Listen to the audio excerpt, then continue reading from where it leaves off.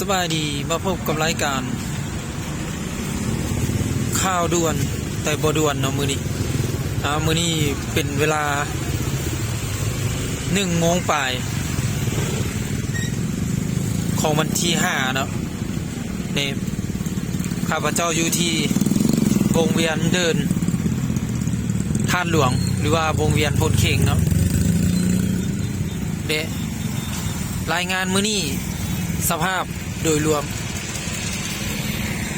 คนมันยังหลายอยู่1 โมงแล้วปกตินี่แต่ละปีมันคนนี่สิบ่มีนะแต่ว่าปีนี้มัน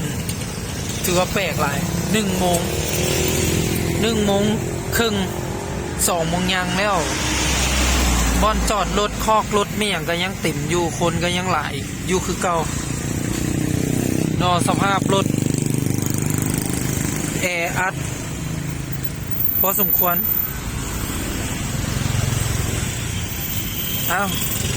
จบการรายงานเพียงเท่านี้ขอขอบใจ